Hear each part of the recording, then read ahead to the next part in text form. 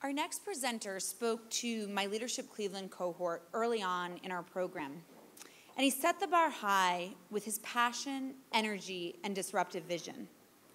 He's been internationally recognized for the leadership, influence, and impact that he's demonstrated through his work at Metrohealth, where he's rebuilding the hospital, revitalizing the campus, and resurrecting the West Side neighborhoods surrounding the hospital. Please join me in welcoming Dr. Akram Boutros.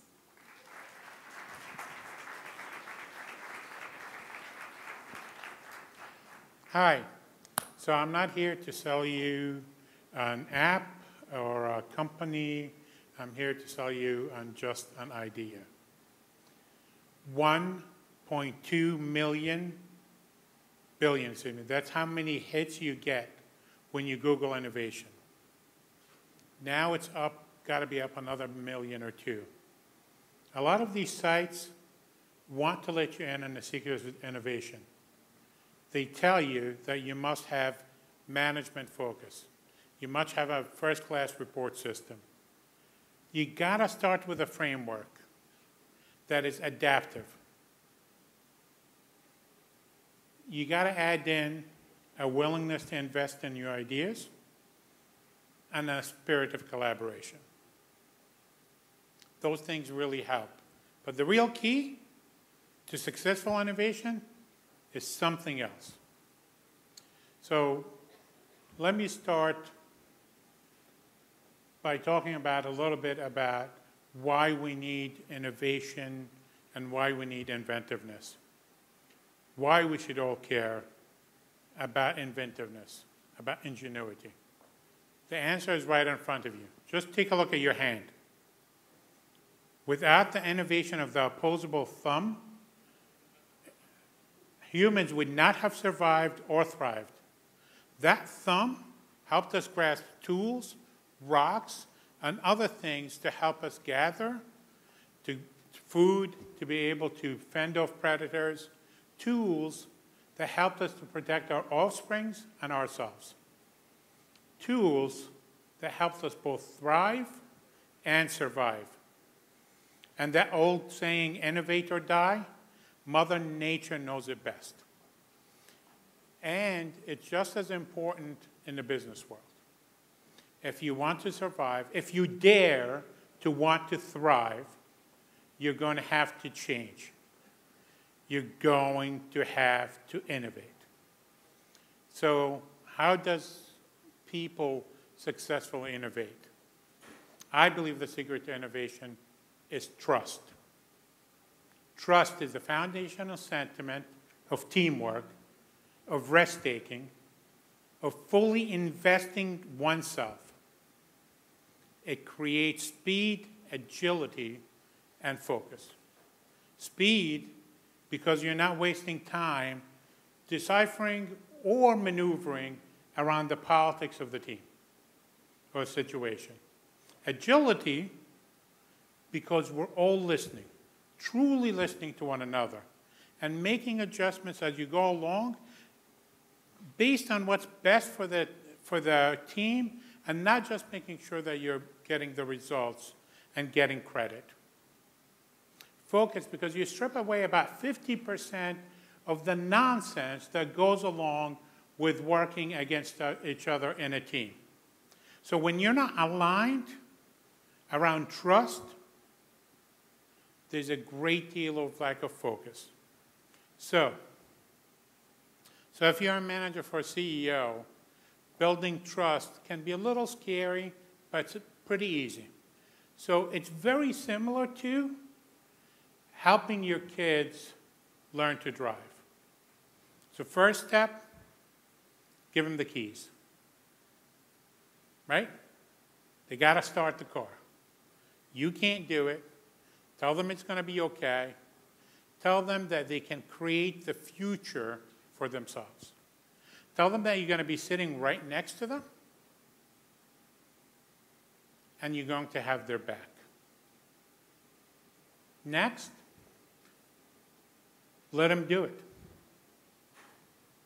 Don't tell them, yell instructions from the passenger seat. Don't tell them how you would do it if you are driving. Just let them go. Trust in them. You know, if you've ever taught kids how to drive, they're going to crash, right?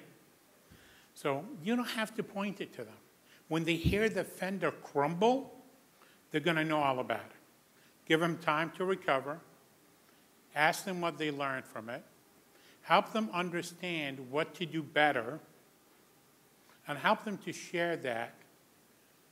Help them learn that lesson themselves and share it with others. Some of the greatest innovations happened after failures. The microwave is one example.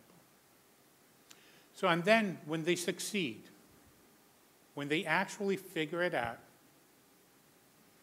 give them that car that you told them you would.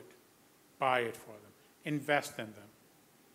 Invest in the people who are innovating who got it right. The word will spread. Other people will come around and bring great ideas. And soon you will have more ideas than you know what to do with. Here's an example of a company that really looks at this at every level of the organization. No matter what you do at the Bernie Moreno companies, Bernie, here you go. You coming after me a couple of speakers later, you get a card. And that card is called Just Do It. So whenever there's an issue that doesn't have a process or a procedure, Bernie asks every employee to answer 4 questions. The first question is it legal and ethical? Second question is it good for my customer? Third question is, am I willing to be held accountable for the result? And the last question is, does it meet our vision? Does it fit into our vision statement? And if the answer is all 4 questions is yes, Bernie says you don't need to ask permission. You already got it. Just do it. So he trusts his employees to utilize these 4 simple questions to do whatever they need to do for their customers. They innovate on the spot when there's an issue that they would have normally gone to their supervisor for. So this is all about creating a climate of trust. Because without trust, no one will take the risk, especially in the corporate world. Metrohealth has 7,732 employees. You know, Ms. McAbee talked about how the Urban League is 100 years old. Metrohealth is just a tad older. We're 181 years old. We're an old organization. We're a public organization, but one that has been innovating in a very rapid way because we trust each other.